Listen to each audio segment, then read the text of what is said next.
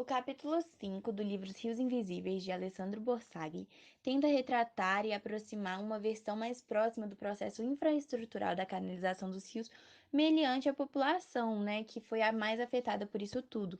Já que o rio, ele retrata nos primeiros parágrafos mesmo, lembrança dos familiares deles falando que o rio era, tipo, a fonte deles de para quase tudo no cotidiano. Eles passavam pelo rio para ir para a escola, lembravam do rio, usavam o rio como fonte de lazer, de alimentação, então era algo muito próximo deles, algo que foi retirado com o processo gradativo da canalização, o que influenciou diretamente eles próprios. O título do livro, ele já vem como referência a um contexto muito pouco conhecido nas metrópoles atuais. Mesmo que a população esteja em contato com os rios canalizados, eles não se importam, às vezes não lembram. Então, o capítulo 5 mostra uma atmosfera totalmente nostálgica das pessoas que conviveram com os rios. Porque atualmente a maioria das pessoas nem soube que eles estiveram ali, então não tem essa ligação tão próxima com eles. O autor também tenta abordar não só a influência na vida das pessoas, mas na fauna e flora. Logo, isso é diretamente afetado a vida das pessoas, mas ele tenta focar na parte ambiental também, que foi bastante afetada, já que ele descreve muito, muito mesmo, em vários parágrafos, que os rios eram cheios de vida, que tinha peixe, que tinha alga, que tinha a vegetação rasteira do lado, que era uma floresta, era uma paisagem muito bonita, natural e que foi totalmente destruída devido o processo de canalização, que deixou tudo mais urbanizado. Então, nesse capítulo, a gente mostra que a relação da canalização da água de Belo Horizonte é de diversas formas intrigante e triste, porque os impactos foram de grande significância, não só na infraestrutura, mas também na rotina que as pessoas tinham e no abastecimento deles próprios, já que muitos usavam o rio como fonte de pesca.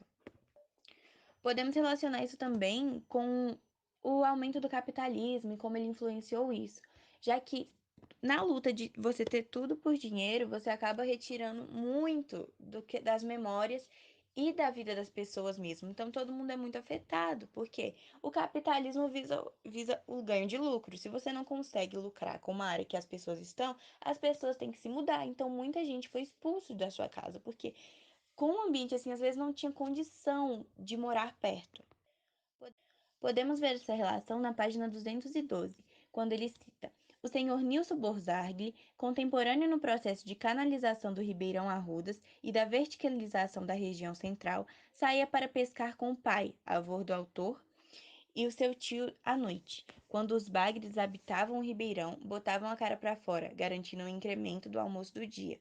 Sendo assim, nesse trecho a gente pode ver que era uma fonte realmente alimentícia para o pessoal que não tinha como comprar isso.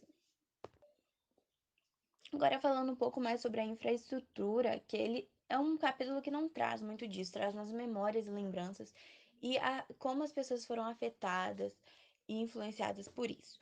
Mas, falando da infraestrutura, com as migrações das pessoas e os animais tendo que sair, né, da fauna e da flora, procurar outro lugar para morar, deu muito acidente com animal no meio da estrada, na construção. Muitas obras foram paradas, ficaram paradas lá e as pessoas não sabiam o que fazer mais. Então, é conclusivo que teve um grande descaso governamental com as famílias que moravam nessas regiões. Visaram tanto lucro que esqueceram de vidas. E isso prejudicou grandemente várias pessoas, né? Porque a situação política já não era muito boa. Com isso, piorou. A influência da canalização dos rios foi muito negativa para as pessoas, porque era um espaço de lazer, já que as pessoas tinham o costume mesmo de ir para a escola e voltar, e nadar nos rios, de pescar com os pais no final de semana, usavam isso para se abastecer. O único ganho da canalização foi o aumento do espaço, né? O espaço mesmo assim, que em decorrência do mau planejamento que ocorre nisso e da tentação de quanto mais ocupar mais lugar, mais dinheiro vai ter, os rios tendem a retornar. Aí causa muito problema urbano, porque dá enchente, as pessoas moram em lugares salubres, é muito triste esse processo, o que o processo desencadeou. Além disso, o encanamento dos rios fora da zona planejada compromete o que restava da fauna e flora desses rios e margens, causando assim grandes danos ao ambiente e, por consequência, um ecossistema que todo mundo estava inserido. Então tiveram muita declínio de fauna e flora e de espécies que moravam lá, então foi realmente e então é um capítulo que dá pra você sentir mesmo, é um capítulo que você consegue emocionalmente se conferir a essas pessoas que foram afetadas por isso, e elas retratam ali suas lembranças, memórias do seu passado, que eram muito felizes com os rios e a vista bonita que ele trazia.